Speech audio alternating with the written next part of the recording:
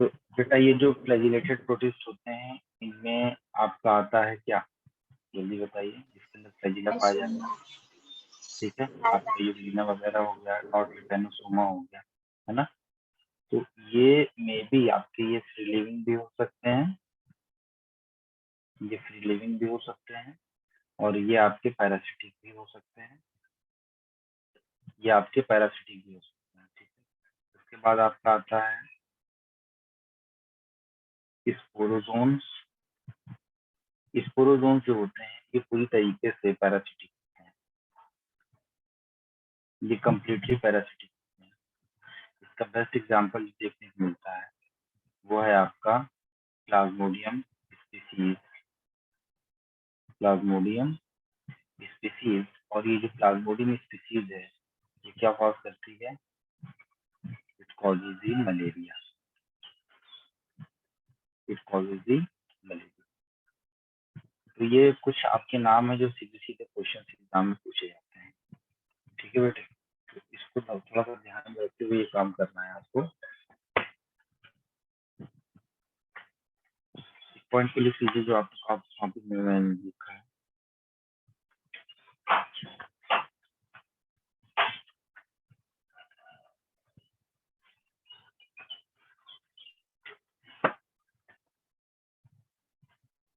इसके बाद आपका जो आता है वो आपका आता है यूग्लिना। हम पढ़ लेते हैं यूग्लिना के बारे में। ये आपका कैसा है बेटा, यूग्लिनोफाइसी में आता है ये यूग्लिना है। इस यूग्लिना में आप खास बात आप देखिए, ये दो डायग्राम हमने यूग्लिना के दिए हैं, इसका आप ऐसे समझ लीजिए। इसका जो अपर वाला हिस्सा होता है ये वाला, इस पॉइंट को आप ध्यान देना, ये वाला हिस्सा जो है ये वाला, ये वाला हिस्सा, इसको हम बोलते हैं साइटोस्टोम। क्या बोलते हैं इसको हम, साइटोस्टोम कहते हैं। तो इसको यहाँ पर ऐसे मेंशन कर लीजिएगा, यहाँ पर ये क्या है, यह है आपका साइटोस्टोम, इसको हम बोलते हैं साइटोस्टोम, ये साइटोस्टोम। ये पूरी बॉडी पर ये जो कवरिंग इसके ऊपर होती है, पूरी बॉडी के ऊपर की जो कवरिंग आपको दिख रही है, इस कवरिंग को हम बोलते हैं कैलिकल का स्ट्रक्चर। ये क्या है, कैलिकल स्ट्रक्चर। ठीक है, और ये जो लाइनिंग आपको दिखाई पड़ रही है पतली पतली, ये लाइनिंग, ये इस लाइनिंग को हम क्या बोलते हैं बेटा, मायोनियम। इस लाइनिंग को हम बोलते हैं मायोनियम, जो दिख रही है इसको भी आप ऐसे लिख सकते हैं कि ये जो लाइनिंग दिख रही है इस लाइनिंग को हम बोलते हैं मायोनियम। इस मायोनियम्स के बाद खास बात ये है कि उसमें ये जो लंबा सा आपको क्या दिख रहा है बेटा, ये दिख रहा है लंबा सा फ्लैजिलम। ये लंबा सा आपको क्या दिख रहा है, ये लंबा सा आपको फ्लैजिलम। ठीक है, जो बड़ा सा फ्लैजिलम है, और इसका जो रिजर्व फूड मटेरियल है, ये रिजर्व फूड मटेरियल होता है ये पैरामाइलॉन बॉडी। ठीक है, ये पैरामाइलॉन बॉडी है, इसके अंदर जो है रिजर्व फूड मटेरियल पैरामाइलॉन स्टार्च के फॉर्म में रहता है, जो इम्पोर्टेंट पॉइंट है इसका। उसके बाद आप देखिए यहाँ पे एक छोटा सा फ्लैजिला है, ये वाला, ये छोटा फ्लैजिला है जो कि ये फंक्शनल नहीं होता। ठीक है, शॉर्ट फ्लैजिला है ये।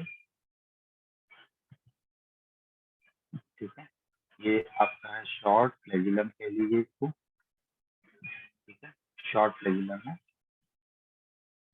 और ये जो फ्लैजिला है ना बड़ा सा, ये जो बड़ा सा फ्लैजिला आपको दिख रहा है, ये इस फ्लैजिला का जो बेसल पार्ट होता है, इसका जो बेसल पार्ट होता है वो थोड़ा सा जो है स्वेल होता है इस तरीके से। नीचे से जब आप यहाँ से जैसे मैं मतलब यहाँ से ये अगर राइज हो रहा है तो इस तरीके से स्वेल होता है। ये जो फ्लैजिला का स्वेलन पार्ट होता है, इस स्वेलन पार्ट को हम क्या बोलते हैं मालूम है, इस स्वेलन पार्ट को हम बोलते हैं प्री फ्लैजिलर बॉडी। इसको हम बोलते हैं pre flagellar body. This is called the pre flagellar body. Important point यहाँ पर एक चीज और है जो आपको याद रखनी है, वो ये है कि यूग्लिना है features of both animals and plants because they have chloroplast and they make their own food. They have chloroplast and they can make their own food. ये अपना खाना जो है खुद बना लेते हैं, इसलिए इसको हम क्या बोलते हैं बेटा, ये वो प्लांट लाइक है। और जब जो है फोटोसिंथेसिस नहीं होती है एब्सेंस ऑफ सनलाइट में, ये क्या करते हैं, हेटरोट्रॉपिक म्यूटेशन शो करते हैं। इस तरीके से इसको हम क्या बोलते हैं बेटा, मिक्सोट्रॉपिक। क्या बोलते हैं इसको हम, मिक्सोट्रॉपिक।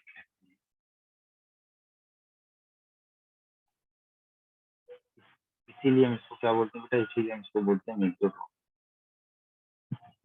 Is it clear? चलिए, तो यहाँ पर आपको एक बात समझ में आ गई कि मिक्सोट्रॉपिक न्यूट्रिशन क्यों है इसके अंदर, क्योंकि ये आपके क्लोरोप्लास्ट होने की वजह से ये फोटोसिंथेसिस परफॉर्म करते हैं, और एब्सेंस ऑफ सनलाइट ये जो है अपना न्यूट्रिशन हेटरोट्रॉपिक मोड पे चले जाते हैं। ठीक है, यहाँ पर सारी चीजें सेल ऑर्गेनिक्स आप देखते हो। यहाँ पर आपने देखा कि इसके पास गोल्गी अपरेटस होता है, इसके पास माइटोकॉन्ड्रिया होता है, ये इसके पास इसका न्यूक्लियस है, न्यूक्लियोलस है। जो स्टोर्ड कार्बोहाइड्रेट है वो पैरामाइलिन स्टार्च होता है, ये बात आपको याद रखनी है। ठीक है, और दूसरी चीज, यहाँ पर सेल वॉल एब्सेंट होता है, सेल वॉल की जगह पर क्या मिलता है, ये हेलिकल मिलता है। याद रखनी बात, सेल वॉल की जगह पर क्या मिलता है, ये हेलिकल मिलता है। कुछ इंपॉर्टेंट पॉइंट्स हैं जो कि आपके एग्जाम में पूछा जाता है। अच्छा, अच्छा, अब देखिए यार, एक बात याद रखिए, जब अमीबा आपका था, अमीबा सीडोपोडिया के थ्रू मूवमेंट कर रहा था, तो उसको हम बोल रहे थे अमीबॉइड मूवमेंट। लेकिन यूग्लिना अपने फ्लैजिला के थ्रू मूवमेंट करता है, तो इसको हम क्या बोलते हैं बेटा, इसको हम बोलते हैं यूग्लिनॉइड मूवमेंट या फ्लैजिलर मूवमेंट। ठीक है, in the case of Euglena.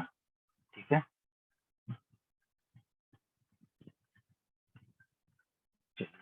Euglena के अंदर जो क्लोरोफिल होता है, क्लोरोप्लास्ट है तो क्लोरोफिल भी होगा। जो क्लोरोफिल होता है बेटा, वो क्लोरोफिल ए और क्लोरोफिल बी, ये दोनों होते हैं। ठीक, ये पॉइंट याद रखिएगा।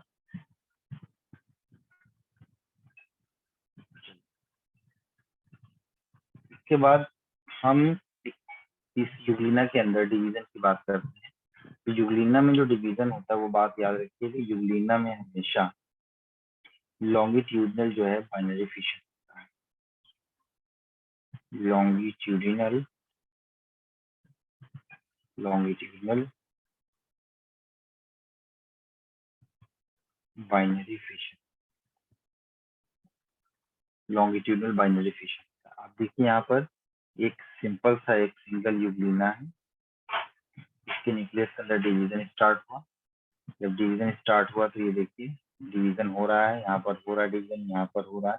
जब इस स्टेज पर पहुंचता है तो यहाँ पर इसके यूग्लिना में भी क्या होता है बेटा, ऊपर की तरफ इनकी बॉडी में भी डिवीजन स्टार्ट होना शुरू होता है। देखिए, जब ये डिवीजन स्टार्ट होता है तो इनका फ्लैजिला बनना शुरू होता है, दोनों फ्लैजिलर बॉडी अपने अपने न्यूक्लियस के साथ क्या होती है बेटा, अलग हो जाते हैं। इस तरीके को याद रखना है, सिंपल सी बात है। लॉन्गिट्यूडनल बाइनरी फिशन यूग्लिना का एक कैरेक्टरिस्टिक फीचर है। ठीक है, कैरेक्टरिस्टिक फीचर। ठीक, ये याद रखिएगा।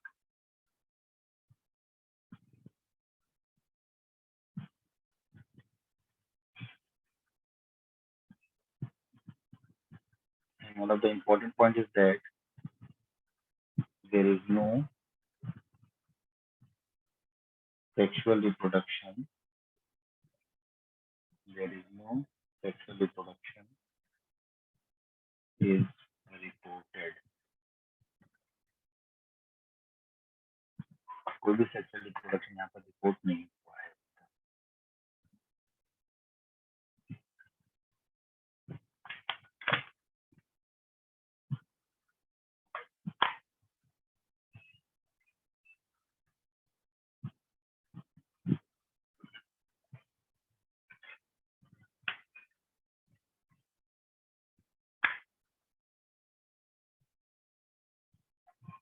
यूग्लिना को अगर ये कंसिडर करेंगे, इसके अंदर सेल वॉल नहीं होता है, इसके अंदर पेलिकल पाया जाता है। दूसरा, ये एनिमल की तरह भी न्यूट्रिशन करता है और प्लांट की तरह भी न्यूट्रिशन करता है, अपना खाना खुद बनाता है। इसलिए हम ये कह सकते हैं कि Euglena is a connecting link. Euglena is connecting link connecting link between plant and animal, plant और एनिमल के बीच की क्या है बेटा, ये कनेक्टिंग लिंक है। ठीक है,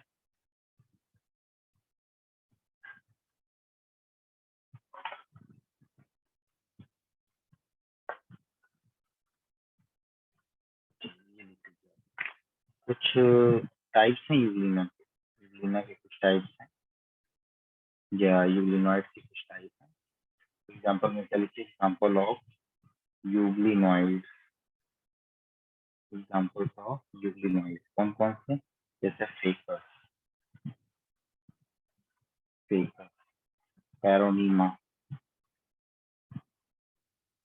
पैरोनीमा, यूट्रेपिया, यूट्रेपिया, ये सब जो है यूग्लिनॉइड फैमिली में बिलोंग।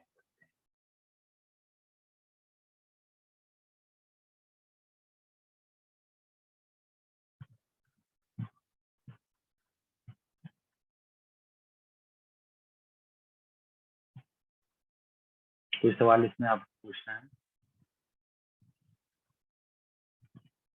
सवाल जो बनेगा वो आपका क्या क्या बनेगा मैं बता दे रहा हूँ, इसको याद रखना हमेशा आपको।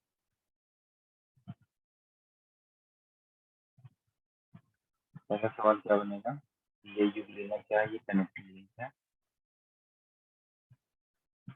ये क्या है आपका कनेक्टिंग लिंक है।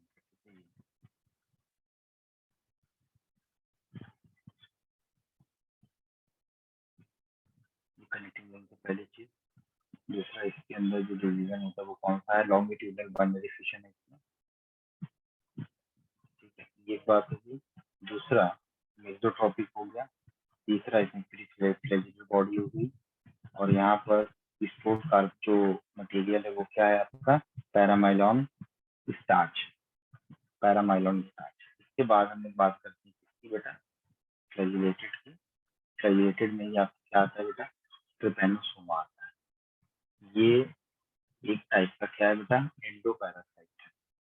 ट्रिपेनोसोमा गैम्बियंस, ट्रिपेनोसोमा क्रुज़ाई, ट्रिपेनोसोमा ब्रुसेई, अलग अलग टाइप की इसकी स्पीशीज होती हैं।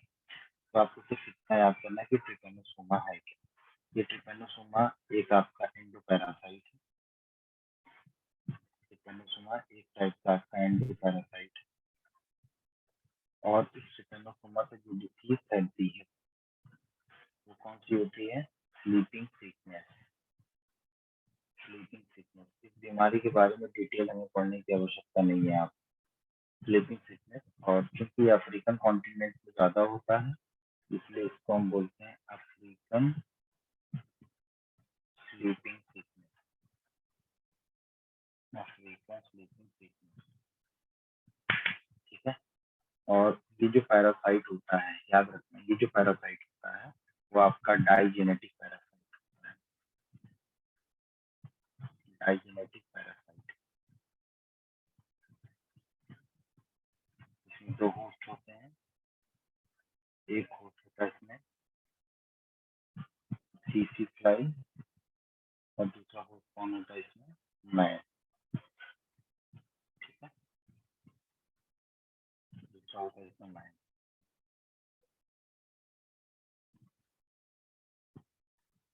यहाँ पर आप देखो, ये पूरी बॉडी है, पूरी बॉडी आपको दिखाई। इस बॉडी की खास बात यह है कि इसके ऊपर की सेल वॉल तो पाया नहीं जाएगा, यहाँ पर भी पेलिकल पाया जाएगा। और ये जो फ्लैजिलम है यहाँ से निकला हुआ फ्लैजिला है, ये फ्लैजिला यहाँ से निकला, और पूरी तरीके से फ्लैजिला फ्री नहीं होता, ये अटैच्ड फ्लैजिला होता है, इसकी बॉडी से अटैच्ड होता है, इस तरीके से अटैच्ड होता है। फिर यहाँ पर जाने के बाद ये छोटा सा फ्लैजिला का पार्ट ये फ्री होता है। तो मतलब फ्री फ्लैजिलर पार्ट जो होता है वो कितना होता है बेटा, सिर्फ टूटा होता है, ये इतना सा होता है, ये फ्लैजिलर पार्ट जो फ्री होता है। इसके बाद आप इधर देखो, ये वाला जो रीजन है, ये वाला रीजन, ये वाला रीजन, ये वाला रीजन, आप देख रहे हो ना, ये सब क्या है, अटैच्ड है। इससे पूरी तरीके से अटैच जाएगी बॉडी से, मेन बॉडी। तो ये अटैच आपका फ्लैजिला है। आपसे सवाल पूछेगा अटैच फ्लैजिला जो है किसमें पाया जाता है, तो आप बता सकते हैं कि ट्रिपेनोसोमा इस चीज में पाया जाता है। उसके बाद सेम चीजें ये काइनेटोप्लास्ट है, यहाँ पर डिसेरोप्लास्ट ऑफ ग्रेन्यूल्स है, इन सबसे सवाल नहीं आता है। तीसरी बात रिजर्व फूड मटेरियल है यहाँ पर। इसके जो साइटोप्लाज्म अंदर की तरफ होंगे वो आपका क्या होगा, एंडोप्लाज्म होगा, और जो बाहर की तरफ होंगे वो कौन सा होगा बेटा, वो आपका आपका एक्टोप्लाज्म होगा। ठीक है, ये वाला, ये वाला और ये वाला एक्टोप्लाज्म और एंडोप्लाज्म वाली बात।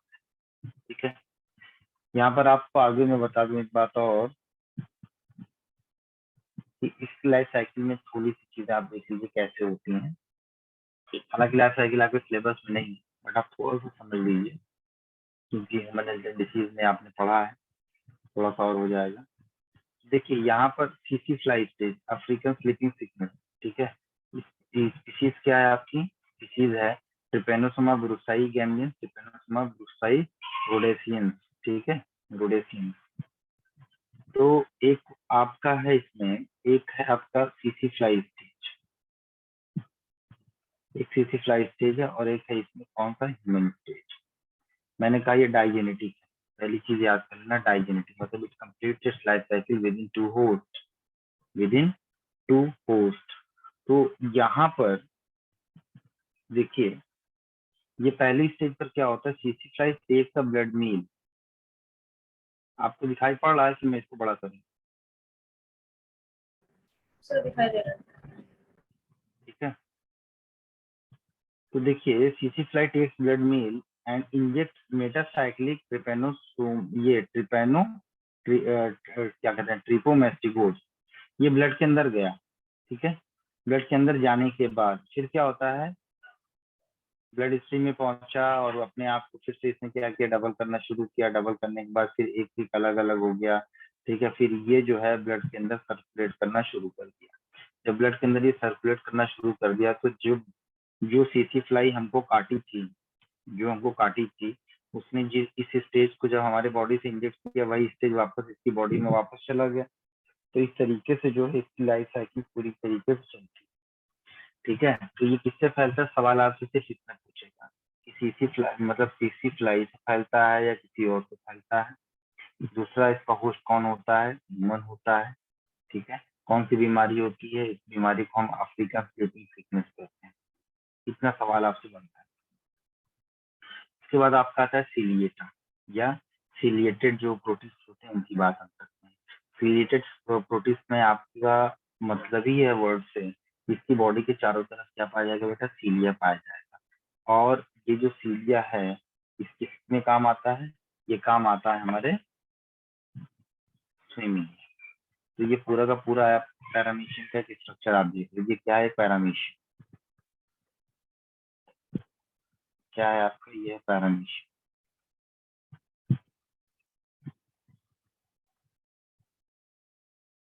ये बेटा ये पैरामीशियन, इस पैरामीशियन के स्ट्रक्चर में आप देख लीजिएगा, बॉडी के चारों तरफ जो कवरिंग है, वो कवरिंग है आपकी पेलिकल। पहली चीज, किसकी कवरिंग है, ये पेलिकल की कवरिंग, ठीक है। दूसरी चीज, यहाँ पर दो टाइप के न्यूक्लियस पाया जाता है। एक बड़ा वाला न्यूक्लियस होता है जिसको हम मैक्रो न्यूक्लियस कहते हैं, ठीक है। और एक छोटा वाला न्यूक्लियस होता है जो माइक्रो न्यूक्लियस होता है। इनमें जो फंक्शनल होता है, जो ज्यादा इंपॉर्टेंट होता है, वो माइक्रो न्यूक्लियस, क्योंकि माइक्रो न्यूक्लियस जो होता है रिप्रोडक्शन में इन्वॉल्व होता है, ठीक है। यहाँ पर जो कॉन्ट्रेक्टाइल वैक्यूल है हमारा, इस कॉन्ट्रेक्टाइल वैक्यूल के चारों तरफ एक रेडिएटिंग मैनर में एक कैनाल पाई जाती है, जिसको हम रेडिएटिंग कैनाल कहते हैं। इसका ये वाला जो एंड है वो एंटीरियर एंड है, इसका ये वाला जो एंड है वो पोस्टीरियर एंड है। मतलब ये जो स्ट्रक्चर दिख रहा है, ये वाला एनल पोर है जिसको हम साइटोप्रोक्ट कहते हैं, याद रखना इस बात को। साइटोप्रोक्ट जो होता है वो आपका एनल पोर होता है, यानी कि ये पोस्टीरियर रीजन पर होगा। और यहाँ पर टफ्ट ऑफ फ्लैजिला दिख रहा है आपको, ये जो टफ्ट ऑफ फ्लैजिला है, ये गुच्छा, इसको हम बोलते हैं गुच्छा।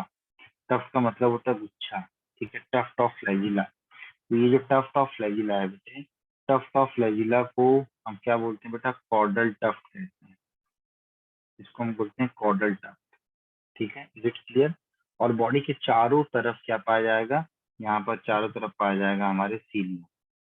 ठीक है, यहाँ पर पाया जाएगा बेटा चारों तरफ सीलिया।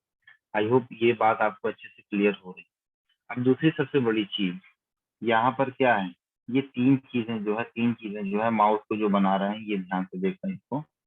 ये तीन चीजें जो देख रहे हो ये बड़ा इंपॉर्टेंट है। ओरल ग्रूव जिसको हम वेस्टिबुलम कहते हैं, दूसरा साइटोस्टोम जिसको हम सेल माउथ कहते हैं, तीसरा साइटोफ्लेरिंग।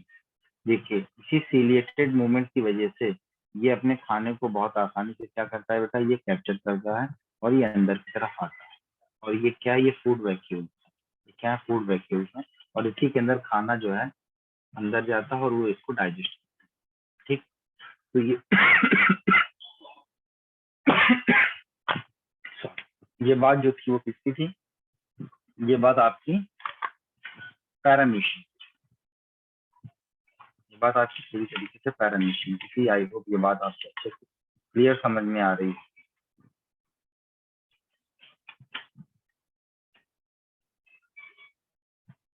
ठीक है,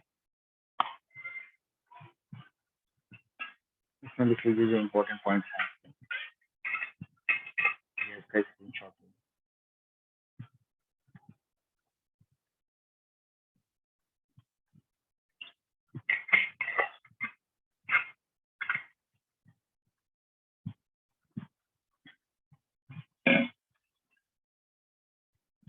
हो गया सबका ये?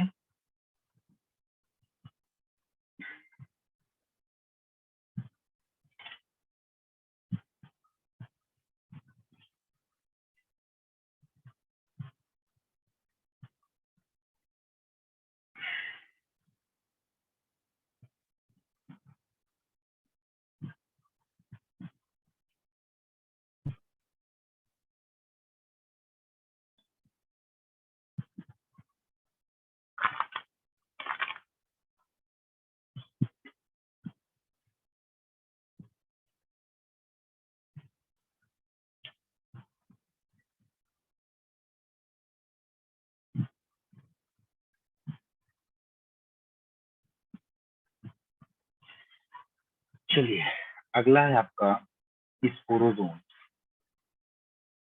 स्पोरोजोआ के मेंबर्स की बात करते हैं।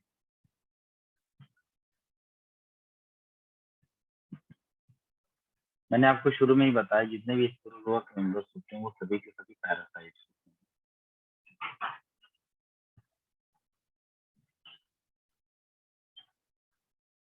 ऑल पैरासाइट्स, ठीक है। स्पेशली स्पोरोजोआ में जो आपका आता है वो है आपका प्लाज्मोडियम।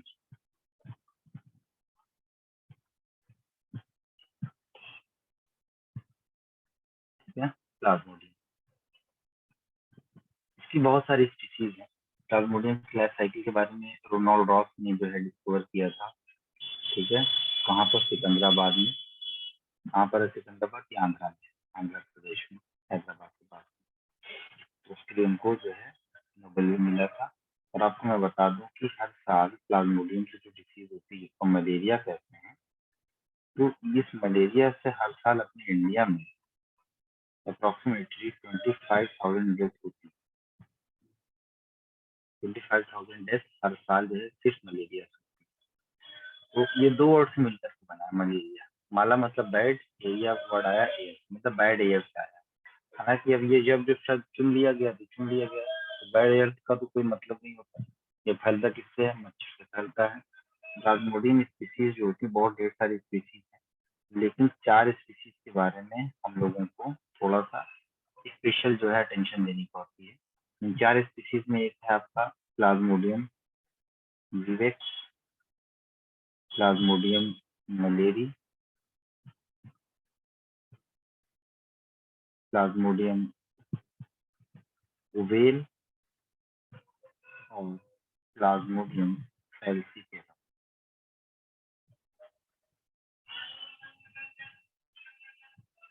जो कॉमन कॉज होता है, जो कॉमन होता है मलेरिया, वो प्लाज्मोडियम वाइवेक्स होता है, जिससे होता है प्लाज्मोडियम वाइवेक्स। ठीक है, और सबसे ज्यादा जो लीथल मलेरिया होता है मतलब डेडली जिसको आप कह सकते हो कि जिससे इंसान की डेथ होती है सबसे ज्यादा, वो होता है आपका प्लाज्मोडियम फैल्सिफेरम। प्लाज्मोडियम फैल्सिफेरम से जो मलेरिया होता है उस मलेरिया को हम बोलते हैं सेरिब्रल मलेरिया। कहते हैं नहीं भैया उसके दिमाग पे बुखार चढ़ गया और ठंडी लग रही थी वो मर गया, एक्चुअली ये वही वाला मलेरिया होता है। ठीक है, प्लाज्मोडियम की जो पॉजिटिव ऑर्गेनिज्म होता है, ये तो हो गया प्लाज्मोडियम। पॉजिटिव ऑर्गेनिज्म के अलावा पॉजिटिव ऑर्गेनिज्म तो प्लाज्मोडियम है, एक होता है इसका कैरियर। वाह, जो कैरियर होता है वो होता है आपका इनोफिलीज मॉस्किटो। और कौन सी इनोफिलीज मॉस्किटो होगी? वो होगी फीमेल इनोफिलीज मॉस्किटो। ठीक है, तो इसका मतलब अगर कैरियर है तो प्लाज्मोडियम की लाइफ साइकिल की बात जब भी हम करेंगे तो ये जो प्लाज्मोडियम की लाइफ साइकिल है तो इसकी लाइफ साइकिल कंप्लीट होती है 2 जगह पर। इसका मतलब ये हुआ कि ये क्या है, आपका डाइजेनेटिक है। डाइजेनेटिक है, it complete it's life cycle with in 2 host. एक है इसका प्राइमरी होस्ट और एक है इसका सेकेंडरी होस्ट। इस बात पर ध्यान दीजिए, प्राइमरी होस्ट कहा जाता है इसका मैन है और सेकेंडरी होस्ट कहा जाता है मॉस्किटो। इससे भी कंट्राडिक्शन है, वाइस वर्सा चलता, कोई कहता है मॉस्किटो है, कोई कहता है मैन है इसका प्राइमरी। तो थोड़ा सा इसमें लड़ाई चल रही है, देखते हैं कब सॉल्व होता है। ठीक है, तो क्योंकि एक चीज और आप जानते हैं कि मच्छर के काटने से फैलता है, किसके काटने से फैलता है? मच्छर के काटने से। और आजकल इस सीजन में मच्छर की जो संख्या है वो बहुत ज्यादा हो चुकी है। तो उसको रोकने के लिए आप क्या करते हो? आपने अपने घर में तो मॉर्टिन जो है कॉयल लगा लिया या मॉर्टिन लिक्विड लगा लिया, जिससे मच्छर भाग जाते हैं। लेकिन मच्छर आए ही ना, इसके लिए क्या क्या आपने किया? मच्छर समाज में रहे ही नहीं, मतलब आपका एरिया पूरा सैनिटेशन रहे, सैनिटाइज रहे। सैनिटाइज के अलावा क्या होता है कि पूरी तरीके से साफ सुथरा एरिया रहे, ठहरा हुआ पानी कहीं ना रहे, स्टैग्नेंट वाटर ना रहे। क्योंकि मच्छर जो होते हैं, स्पेशली प्लाज्मोडियम स्पीसीज वाले जितने भी मच्छर होते हैं जो फैलाते हैं एनोफिलीज वाले, ये सब ठहरे हुए पानी में अपने अंडे देते हैं। जैसे कूलर का पानी आपका हो गया, नाली का पानी देते हैं जाकर इकट्ठा हो रहा है, कहीं पोखरा तालाब है जो एक्सपोज हो रहा है, तो उन जगह पर आप देखिए वहां पर मच्छर बहुत होंगे क्योंकि उनको वहां पर रहने की जगह बहुत अच्छी मिलती है, न्यूट्रिशन मिलता है। तो हम करते क्या है कि मच्छरों को, जैसे मान लीजिए कि ये तालाब है,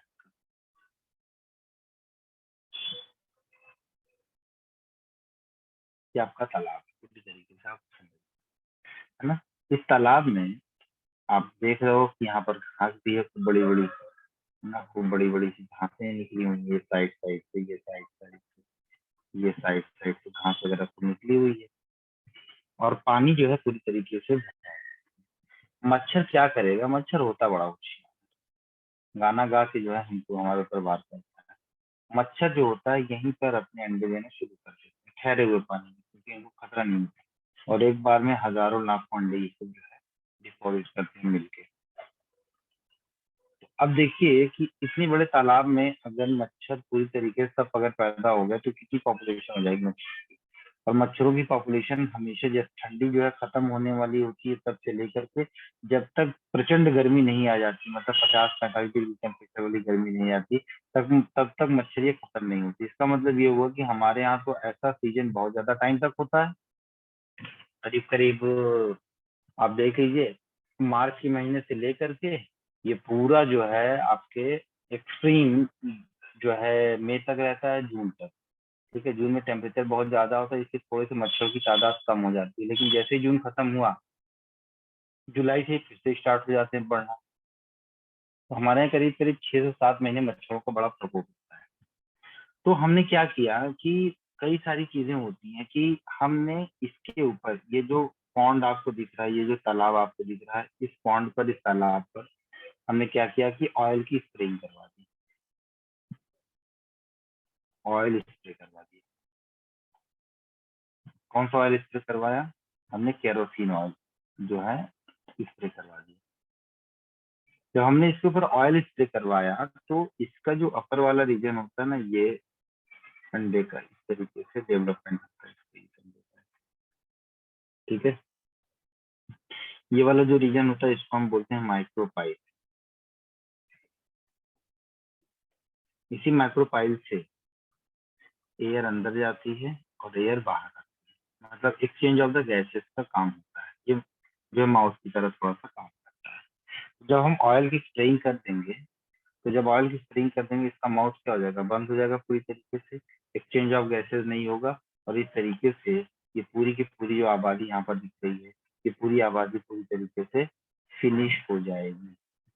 ये पूरी आबादी जो है यहाँ पर after spraying of oil, population of mosquito reduced drastically अचानक। ठीक है, ये कर सकते हैं। या तो एक फिश आती है जिसको हम बोलते हैं गैम्बूसिया फिश। ये जो हमारा गैम्बूसिया फिश होता है, क्योंकि ये लार्वा खाने वाली फिश होती है, इसको हम बोलते हैं लार्वी साइडल फिश। लार्वा को खाने वाली, लार्वा को मारने वाली फिश होती है, इसको हम बोलते हैं लार्वी साइडल फिश। जिसकी वजह से पूरा का पूरा मच्छर के लार्वा को ये क्या करता है? खा जाता है। ठीक है, और मच्छर का जो लार्वा होता है, ठीक है, उसको हम बोलते हैं रेगुलर।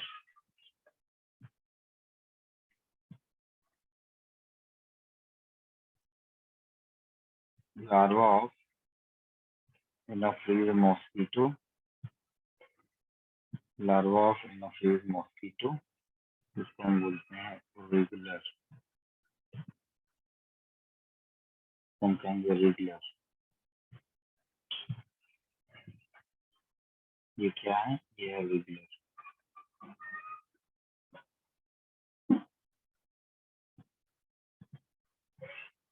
ये रेगुलर मॉस्किटो। ठीक है, बिल्कुल लिख लिया आपने। स्प्रिंग ऑफ ऑयल करेंगे, गंदगी से जो है छोड़ देंगे, और तालाब को सारी जो है वो लार्वा को ये खा जाएगा। अब आगे देखते हैं।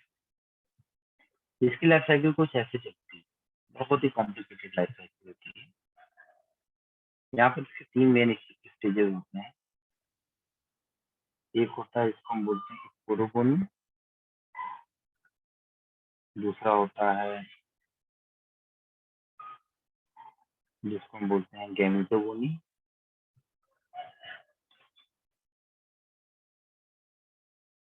और तीसरा होता है यहाँ पर ये जो आपका प्री एरिथ्रोसाइटिक साइकिल और जो है एरिथ्रोसाइटिक साइकिल सब चलती है ये, क्योंकि ये काम हमने आपको होमवर्क दिया था वहां पे, किसी बच्चे ने ये काम नहीं किया, पता है।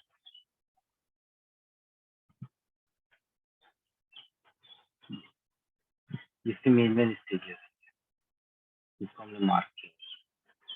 अब देखो इसमें क्या होता है कि जैसे ही एक एक स्टेप को आप देखना, पहले तो ये समझिए कि सेक्सुअल साइकिल इन मॉस्किटो, ये जो दिख रहा है बच्चे, ये वाली जो साइकिल आपकी है, ये मच्छर का है पेट। ये मान लो ये पूरा पूरा मच्छर है, ऊपर वाला क्या होता है? ये मच्छर। और नीचे वाला जो मामला चल रहा है ये कौन सा? ये मैन की बात है, तो हमारी अपनी बात। तो यहाँ पर आप देखिए सेक्सुअल साइकिल इन मॉस्किटो की बात जब हम करेंगे तो ये ऑलरेडी साइकिल पूरी हो चुकी है, हम इतना मान रहे हैं ये ऑलरेडी साइकिल पूरी हो चुकी है। या नहीं भी हुई है, नहीं भी, अगर मान लीजिए नहीं भी हुई है तो क्या होता है कि जब मच्छर काट रहा है, 2 इवेंट होंगे मच्छर के काटने। तो पहला तो ये होगा कि इसके मुंह में मौजूद, इसके जो है सलाइवा में मौजूद जो स्पोरोजोइट्स हैं हमारे, sporozoites in the salivary gland, ये स्पोरोजोइट्स जो होते हैं ये हमारे ब्लड के अंदर एंटर करेंगे। और मान लीजिए अगर स्पोरोजोइट नहीं है और ये मच्छर ऐसे आदमी को काट रहा है जिसको मलेरिया हुआ है, तो होगा क्या कि जब मच्छर काट रहा होता है तो उसी सेम टाइम पर जब ब्लड सक कर रहा है तो ब्लड के साथ इसके ये दो स्टेजेस भी एंटर करते हैं, जिसका नाम क्या है, एक का नाम है मेगा गैमेटोसाइट और दूसरा का नाम है माइक्रो गैमेटोसाइट। ये सवाल पैदा होता है ना कि सर अगर हमको मलेरिया हुआ ही नहीं है और ऐसा मच्छर हमें काट रहा है जिसके अंदर ये लाइफ साइकिल नहीं चल रही, तो क्या हमें मलेरिया होगा? तब नहीं होगा मलेरिया। लेकिन दूसरी कंडीशन आप देखिए कि मच्छर के अंदर स्पोरोजोइड मौजूद है, तो इसने क्या किया कि एक फ्रेश एनिमल को यानी कि फ्रेश ह्यूमन बींग को जिसके अंदर कोई डिसीज नहीं है उसको जब उसने काटा तो इसके सलाइवा में मौजूद जो स्पोरोजोइड्स हैं वो स्पोरोजोइड इसके अंदर एंटर कर जाते हैं, क्योंकि हम जानते हैं कि जब मच्छर हमको काटता है तब पहले अपने सलाइवा को इंजेक्ट करता है ताकि एनोफिलिन को सिक्रीशन वहां पर कर सके, जिसकी वजह से हमारा ब्लड क्लॉट ना हो। ठीक है, तो जब वो सलाइवा को इंजेक्ट करता है अपने पियर्सिंग एंड सकिंग टाइप के माउथ पार्ट से, ठीक है, पियर्सिंग एंड सकिंग टाइप का माउथ पार्ट होता है मॉस्किटो का, तो क्या होगा कि स्पोरोजोइट हमारे जो है ब्लड में एंटर करेंगे और उसके बाद ये एंटर करेंगे कहाँ पर, हमारे लिवर सेल्स के अंदर ये एंटर कर जाएंगे। जैसे ही लिवर सेल के अंदर ये एंटर किए तो स्पोरोजोइट का डिवीजन होना शुरू हो जाता है और इनके चारों तरफ एक कवरिंग बन जाती है, फिर हम इसको क्या बोलते हैं बेटा, साइजोन कहते हैं। और इस साइजोन का कंटिन्यूअस डिवीजन होता है जिसको हम साइजोगोनी कहते हैं।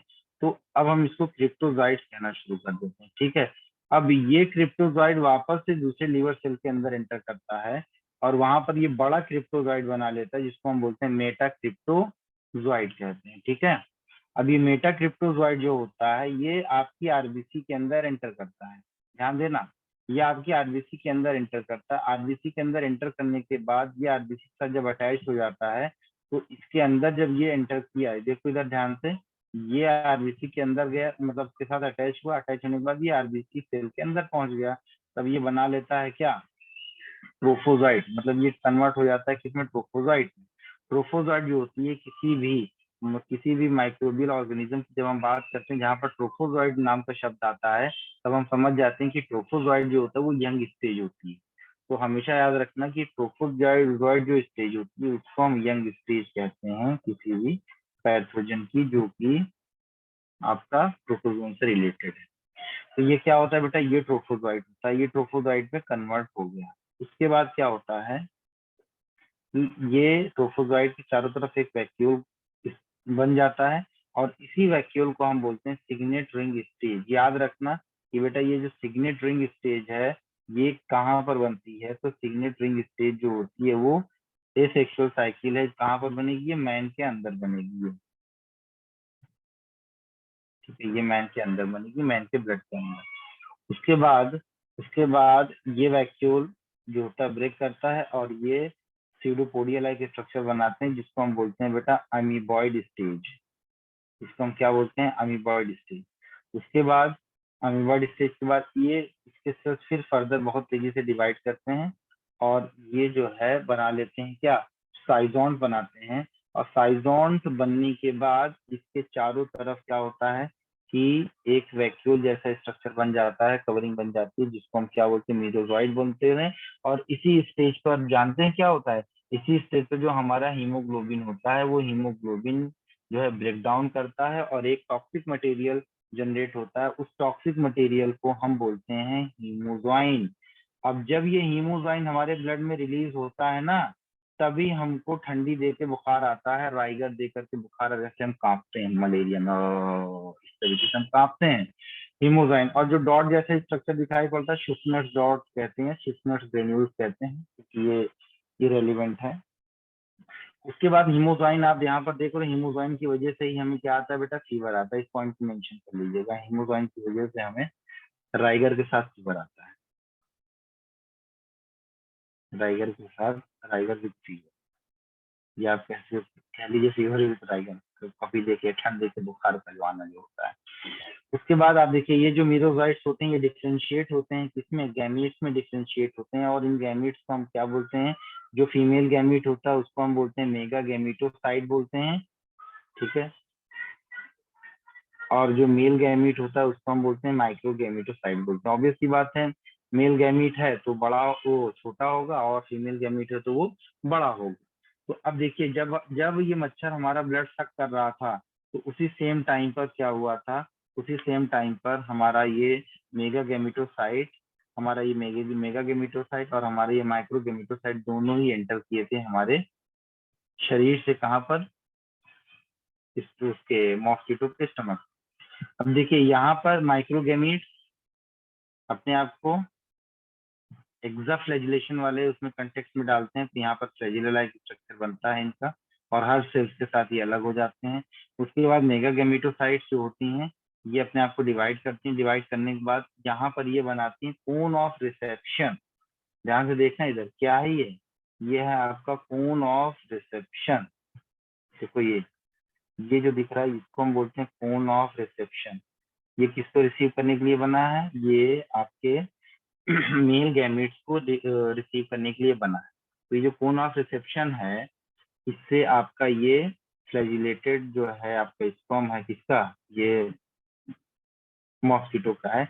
इसके साथ फ्यूज होता है। फ्यूज होने के बाद यहाँ पर जो प्रोसेस होता है उस प्रोसेस को हम बोलते हैं फर्टिलाइजेशन। और ये जो फर्टिलाइजेशन हो गया, तो आगे क्या होगा मालूम है?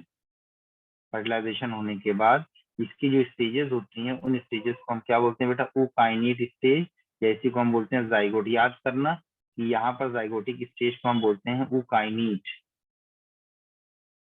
जाइगोटिक स्टेज को हम बोलते हैं ओकाइनेट। तो बेटा ये यूकाइनेट जो है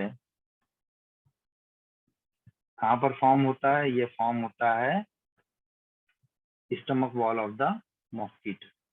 stomach wall of the mosquito, ये बनता है stomach wall of the mosquito. अब देखिए यहाँ पर चिपटा हुआ, फिर चारों तरफ क्या बन गया बेटा? ये सिस्ट वॉल जैसा स्ट्रक्चर बन गया। फिर इसके अंदर कंटिन्यूअस डिवीजन होता है, ढेर सारे न्यूक्लियाई बनना शुरू हो जाते हैं, और फिर साइटोप्लाज्मिक मासेस जो होते हैं वो आपके इसी न्यूक्लियाई के चारों तरफ अरेंज हो जाते हैं, ढेर सारे घिर जाते हैं। और फिर फर्दर यहाँ पर क्या होता है? स्पोरोजोइड का फॉर्मेशन होता है। जब ढेर सारा स्पोरोजोइड बनता है तब ये सिस्ट क्या हो जाती है? ब्रेक कर जाती है। ब्रेक करने के बाद ये डायरेक्टली सलाइवा के साथ मिक्स हो जाती है। अब ये मच्छर दोबारा हमें काटेगा, तो जो है हमारे अंदर ये स्पोरोजोइड जो है बेटा वो एंटर कर जाएंगे, ठीक है। आप बताइए कि ये ब्रीफ की जो लाइफ साइकिल थी, थोड़ा सा जहां जहां पर हमने इंपॉर्टेंट पॉइंट्स लिखे हैं इसको आप मेंशन करके समझते हुए चलिए। बात क्लियर हुई?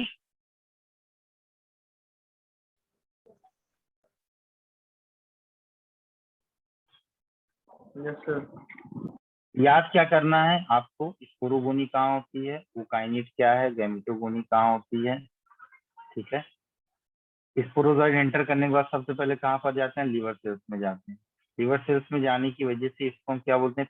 प्री एरिथ्रोसाइटिक साइकिल बोलते हैं, या एक्सो एरिथ्रोसाइटिक साइकिल कहते हैं। इसको हम प्री एरिथ्रोसाइटिक साइकिल या एक्सो एरिथ्रोसाइटिक साइकिल, ठीक। चल, ये जो दिख रहा है ना इसको हम क्या बोलते हैं पता है? क्या है ये?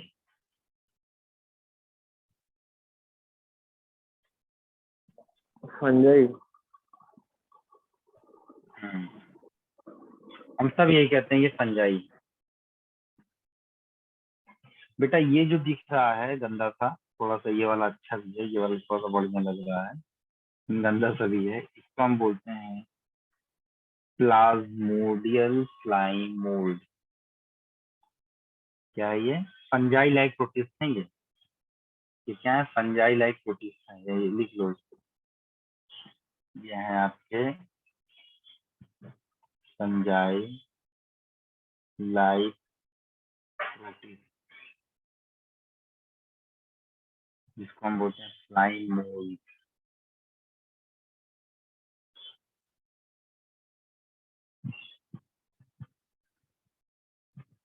क्या बोलते हैं बेटा? Flying mould.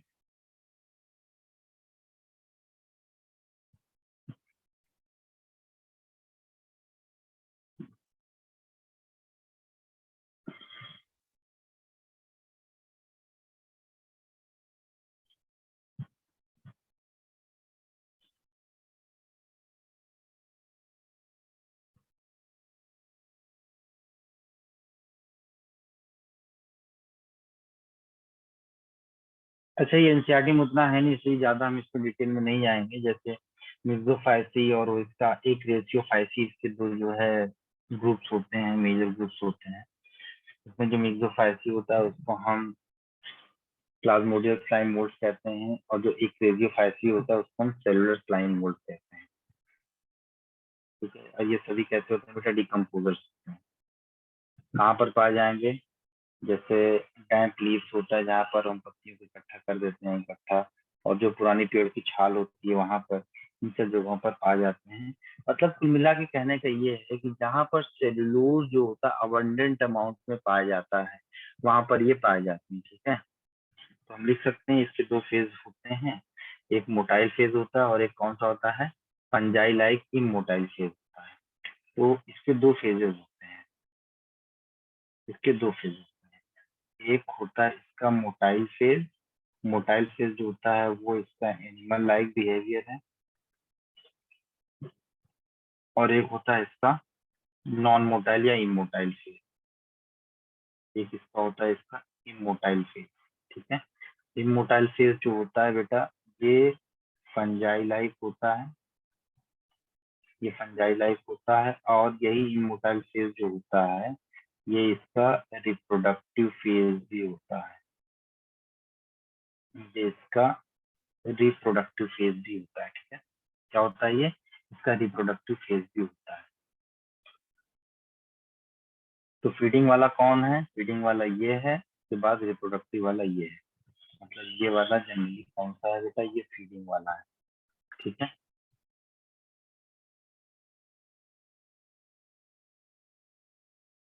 जैसे देख सकते हैं कि motile phase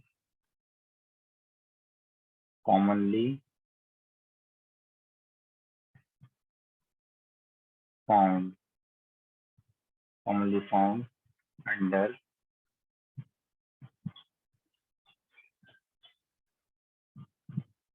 rotting log and damp leaves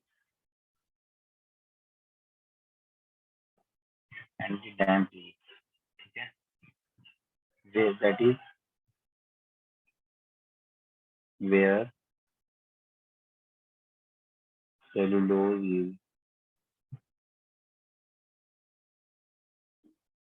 abundant। Cellulose जहाँ पर बहुत ज्यादा abundant होता है। ठीक है,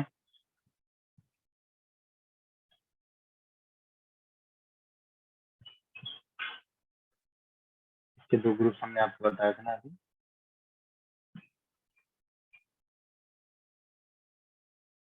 जैसे एक है इसका मिक्सोफाइसी,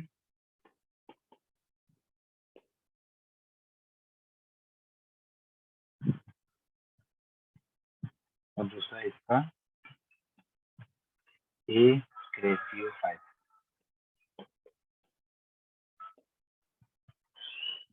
इसको हम बोलते हैं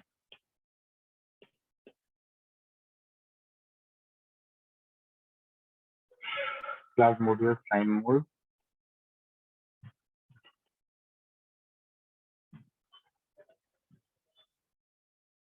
और इसको हम बोलते हैं सेल्यूलर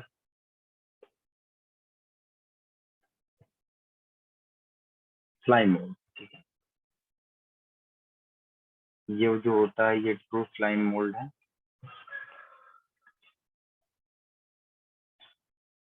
और ये जो होता है अमीबॉइड स्लाइम मोल्ड होता है।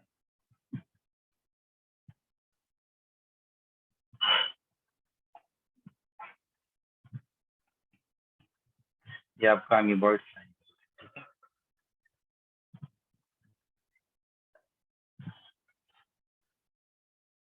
इसका एग्जाम्पल है फाइसेरम। इसका एग्जाम्पल क्या बेटा? फाइसेरम, फुलीगो, और इसका एग्जाम्पल क्या है? डिक्टियो स्टेलियम, डिक्टियो स्टेलियम। ठीक है, तो ये पूरा पूरा आपका क्या हो गया बेटा? स्लाइम मोल्ड के बारे में हो गया। इसके बारे में थोड़ी चीजें और हैं, हम आपको बताएंगे।